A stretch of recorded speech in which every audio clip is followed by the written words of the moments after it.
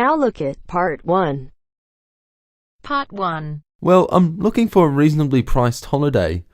I went to South Africa for a month last year, and I'd like to see North America this time, maybe Canada. First, you have some time to look at questions 1 to 6.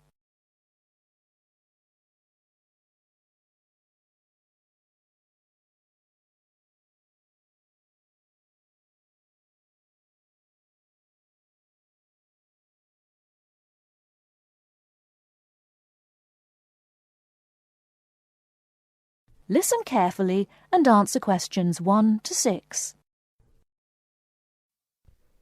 Hello, welcome to the travel depot. How can I help you? Well, I'm looking for a reasonably priced holiday. I went to South Africa for a month last year, and I'd like to see North America this time, maybe Canada. But I'm also interested in Europe if the prices to Canada are too expensive. I'm on quite a tight budget, you see. Well, you could go to Europe, but I'll get some prices for Canada first. I've been to Vancouver. It's lovely at this time of year. And we have some special offers on at the moment. Okay, well, I have some relatives over in Vancouver, so that would be good. I can always travel around Europe next year. Besides, it may be a bit too hot for me at this time. Right, let's have a look at some prices then. When would you like to go? Sometime at the end of next month if possible, but I'm quite flexible any time between the 24th and the 31st. I'd like to go for 3 weeks. Well, there's lots of availability for those dates. Now, if you're concerned about the cost, it's cheaper if you don't mind not flying direct. Sorry, what do you mean? Well, if you don't mind changing planes, then it's cheaper. Oh, well, I don't mind changing planes. In that case, the cheapest flight I have leaves on the 25th and changes in New York. It's only a short stop. You'll be in the airport for 2.5 hours. How does that sound? Sounds good, but what's the price? That's £412 for a return flight, but that doesn't include airport tax. Would you like to arrange any accommodation? No, I have a cousin I can stay with. All I need is a flight, so I think I'll take that one. Right, I'll just check availability for your return. 3 weeks, did you say? Yes, that's right. Okay, well, there are seats available on the 14th or the 15th. Which one would you prefer? The 14th sounds good. Yes, from the 25th to the 14th sounds fine. I'll reserve that for you then. Can you tell me your name, please? Jim Jackson. Is that Jackson? That's right. And can I take an address and contact number? Yes, it's 10 Allen Road, Oldham. Do you want a home number or my mobile? Either's fine. Well, my home number is 0151 433 398. Okay, so you're booked on flight number VN217 to Vancouver, leaving London Heathrow at 11:35 in the morning on the 25th and returning on the 14th. So that's 20 nights. Now, one more thing.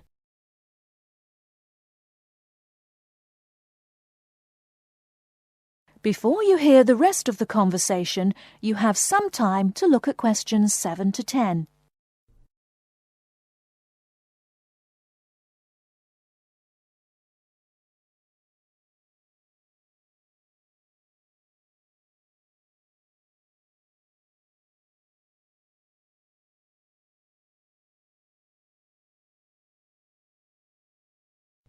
Now listen and answer questions 7 to 10. Now, one more thing. Do you have any travel insurance? We recommend all our clients take out some kind of cover, even though most people don't end up needing it. Most people have it just for peace of mind. Well, what type of cover do you have? There are 2 choices, the Gold Star and the Silver Star. Our most comprehensive cover is the Gold Star, which will cost £21 for the period you are away. It's a good policy because it covers almost all eventualities, even extreme sports such as snowboarding and skydiving. What about the Silver Star? That's £18, but it doesn't cover you for any dangerous sports. Well, for £3, I think I'll take the first one. The gold cover, please. Right, and is there anything else I can help you with? Well, do you have any information about what to do in Vancouver? Yes, I'm sure there's something on the computer that can help. Yes. There's a Shakespeare play at the theatre, but at $54 it's quite expensive. That starts at 8 p.m. The City Museum is really popular too, if you like that kind of thing. They have a special exhibition of Japanese armour next month. Entrance is free and the museum is open from 9 to 4:30, Monday to Saturday. Would you be interested in either of those? Oh, well, maybe. Well, I'm sure you can arrange that when you get there anyway. So it's the flight and the Gold Star insurance. That's £433 in total. Can I pay by Visa? Yes, of course. If you start...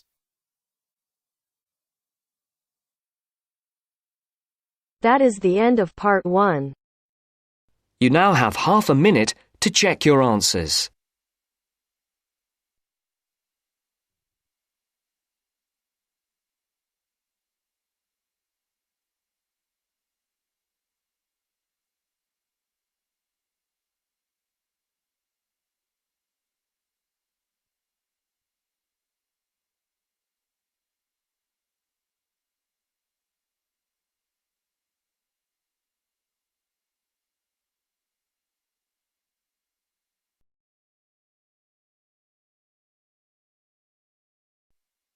Now turns to part 2. Part 2. You will hear a speech given by the head of a company to some new employees. You have 30 seconds to look at questions 11 to 16.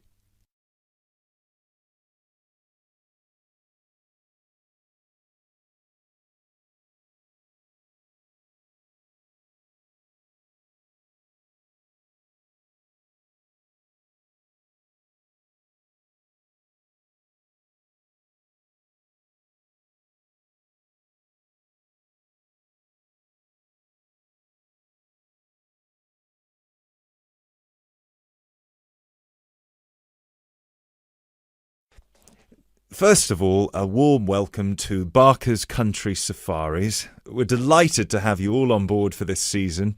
I know you've all been told a bit about the company when you had your job interview, but I thought it would be worth telling you a bit more about ourselves.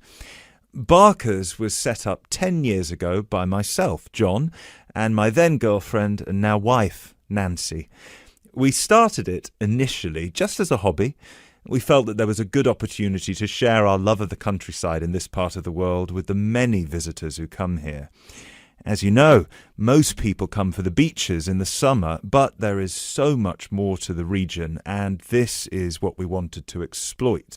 Nancy and I were born near here, and as teenagers we went climbing, kayaking, whitewater rafting, potholing, and just straightforward walking. This district is in our blood, and we love it.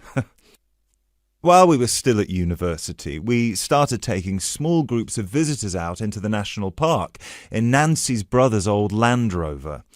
We'd drive them around the back lanes and into the forest. We'd also organise rock climbing tours for friends of friends.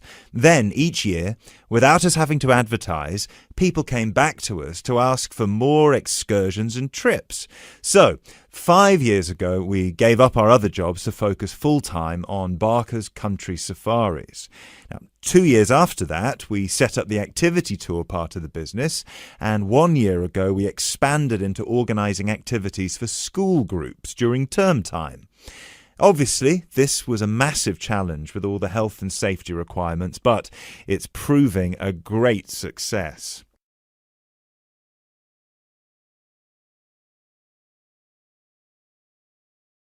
You now have 30 seconds to look at questions 17 to 20.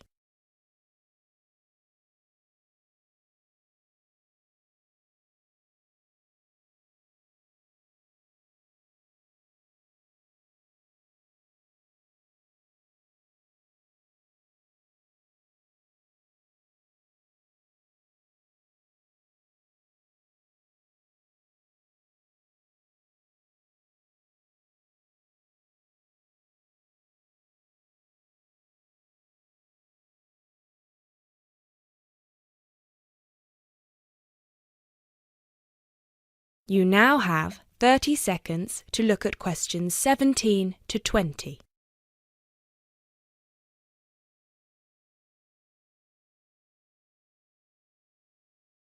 Anyway, we'll certainly not be dealing with school parties during the summer holidays. Our clients for the next 3 months are mostly family parties or groups of friends, and I'd like to talk a bit now about the tours we offer and what your responsibilities will be. Our most popular excursion is the Woodland Tour and Trail. Now, often this is sold out and we have all of our 10 jeeps in convoy with 8 people in each jeep. It's a lot of fun. These tours really offer a taster of what we can provide. So as both driver and guide, it is important that you do a good job here so they come back for the bigger tours. I will talk about the commission package later. As the summer days are so long, we have 3 tours each day, but you will not be expected to work on more than 2 of them. Morning tours start at 8 a.m. and go to midday. Afternoon tours are from 2 p.m. to 6 p.m. and then evening ones 7 p.m. to 11 p.m. All the tours follow the same route and you should have made yourselves familiar with all the key information. This was provided to you in the information pack you were sent when you accepted the job offer. This is important, so if you haven't had time yet, please do so now. Our second most popular tour is the Family Exclusive. Now, this tour is for the whole day and for only one group. Usually it is just one jeep, but sometimes there are 2 if the party is large. These tours go from 10 a.m. till 5 p.m. and include lunch at the Brown Bear in Lower Middleton. We have a number of different routes for these tours as we don't want our premium clients being made to feel that they are part of a large package deal. You will be told which route to take with your weekly schedule. Now, I'd like to move on to these specialty tour packages. These are the ones that we are keen to book people on once they've done the Woodland Tour and Trail trip.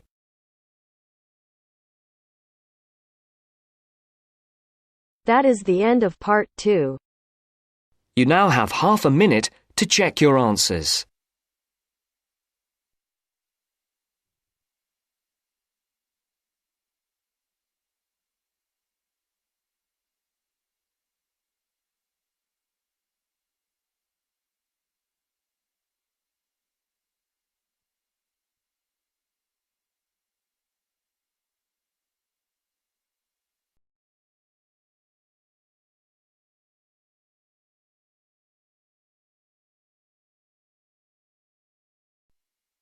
Now turns to part 3. Part 3. You will hear an interview with a wildlife specialist called Alison Sharp talking about bears. In the first part of the discussion, they are talking about the history of the bear. First, look at questions 21 to 23.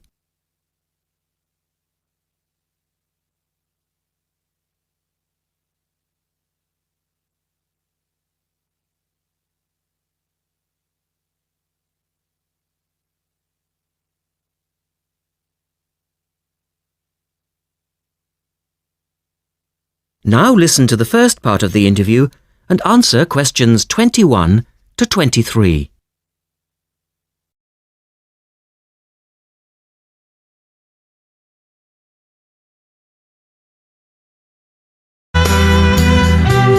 Alison Sharp has spent much of her life researching bears, and in particular, bears in danger of extinction. She is the author of a recent book on bears, and we welcome her to the studio today. Thank you. Delighted to be here. First of all, can you give us a quick overview of the history of the bear family? Well, the bears we know today actually have as their ancestors bears which have been evolving for some 40 million years. We have fossils of the earliest true bear, and it's important to emphasize this because some creatures are called bears but are not. Such as koalas, for instance. Yes, exactly. Fossils of the true bear show a small dog-size animal with characteristics that show a blending of dog and bear traits. So the general belief is that dogs and bears were of the same family? Yes, that's the theory. And then we see the arrival of the early cave bear. We know from cave drawings that Neanderthal man used to worship this bear and at the same time fear it. Understandable, perhaps. Yes, but they need not have worried because the cave bear only ate plants. In fact, the cave bear survived 2 ice ages, but then became extinct. In the second part of the interview, Alison talks more about the situation of bears today. Look at questions 24 to 30 first.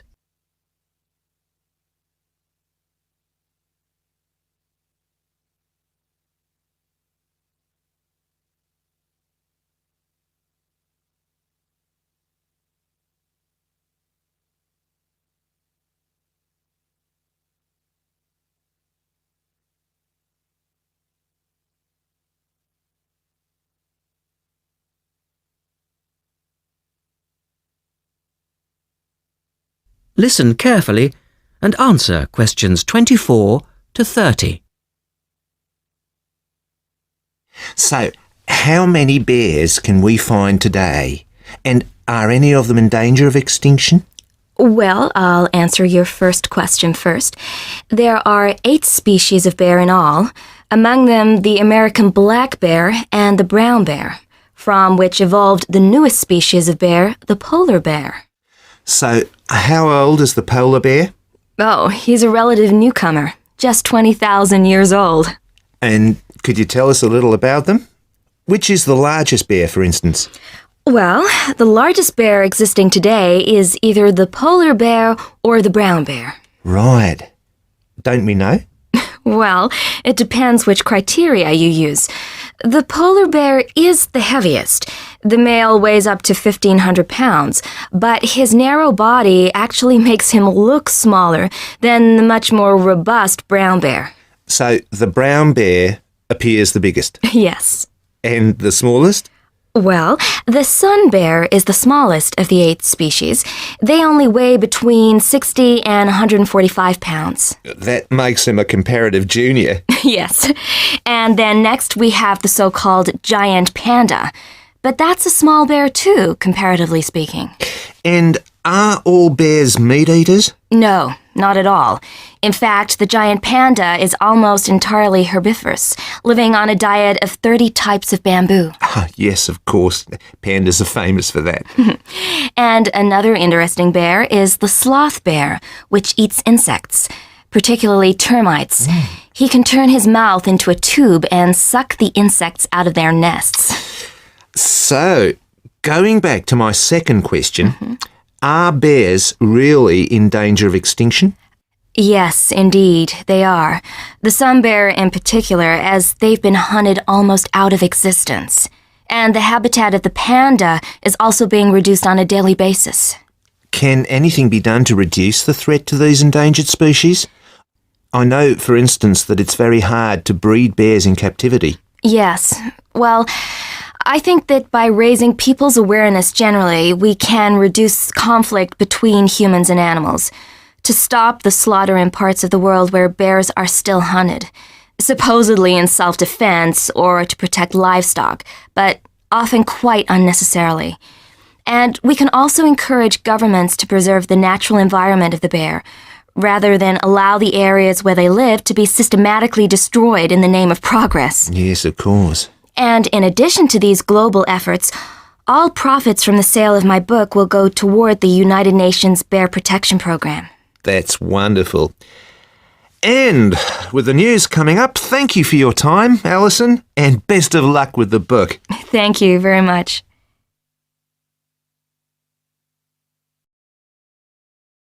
That is the end of part 3. You now have half a minute to check your answers.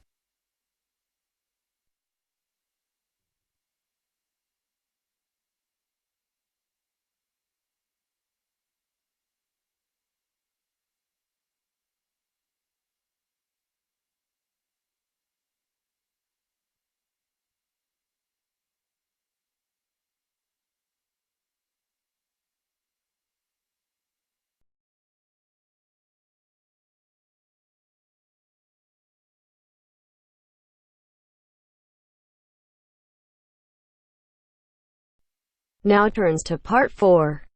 Part 4. Now turns to Part 4. Part 4. Well, it's the beginning of the digital age, and technology is all set to completely revolutionize the way we watch TV, videos and DVDs and play computer games at home. First, you have some time to look at questions 31 to 40.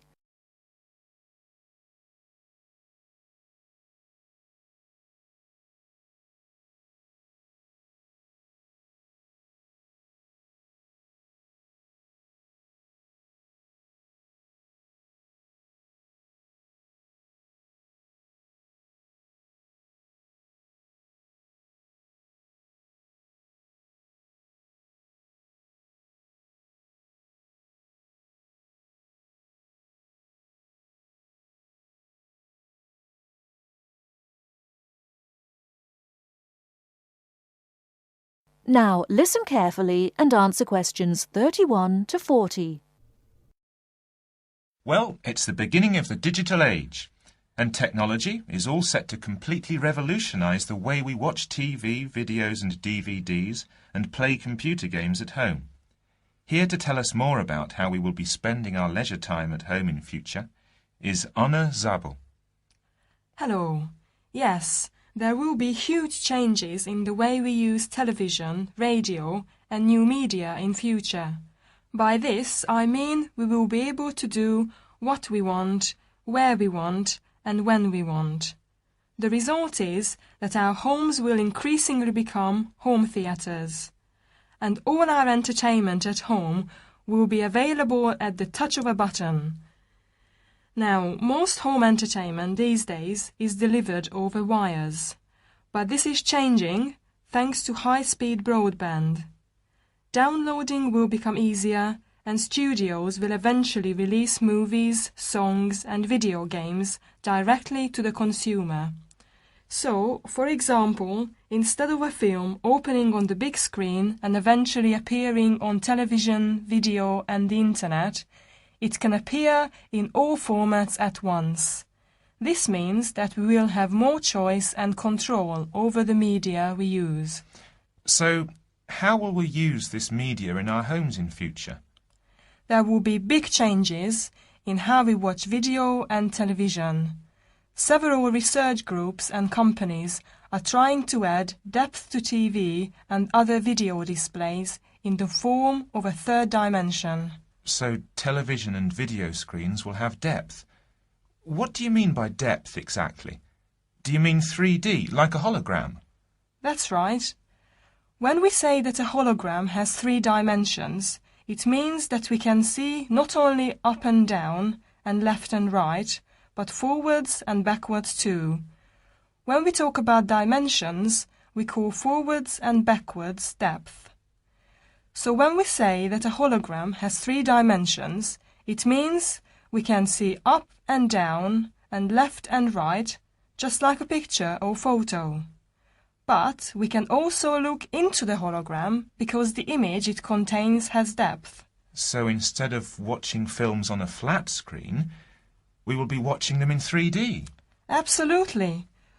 Well, as we live in a 3D world, we shouldn't really be watching television and films in 2D, and the technology to make this happen is already there. 3D screens are being developed which can be placed throughout the house, even in busy areas of our homes, like doorways and halls. Now, these screens appear to float in air. So in the future, 3D holographic images will be sent into our homes, and we will be able to experience the action as if it is taking place right in front of our eyes. So, the action won't just look real, it will be real. Incredible! How does this technology work? Well, to get through 3D, each of your eyes has to see a slightly different image. 3D screens interweave multiple images in vertical stripes using special coatings and filters built into the screen. This means that each eye sees a different set of stripes. These screens are called lenticular screens. Now, these screens are easy to produce and some laptop PCs and cell phones already have them. However, lenticular screens do have one disadvantage. The strain on the eyes and brain of putting together a 3D image from two flat ones can result in headaches and dizziness. But a few companies have developed the hologram 3D display which does not cause these problems. Instead of building images, then leaving them to the brain to put together, holograms create a whole image that reaches the eye exactly the way light from a real object does. You can even walk part of the way round a holographic image to see side and back views, just as you would do if the object was right in front of you. Twin holograms will let a couple watch two different programs on the same screen, even if they sit next to each other on the living room sofa. So no more arguing about which program to watch. That's right. Patio screens are being developed too. Patio screens? What are they exactly?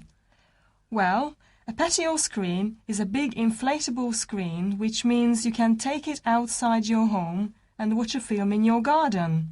Some patio screens are even equipped with DVD players, and some new ones may even have a wireless connection.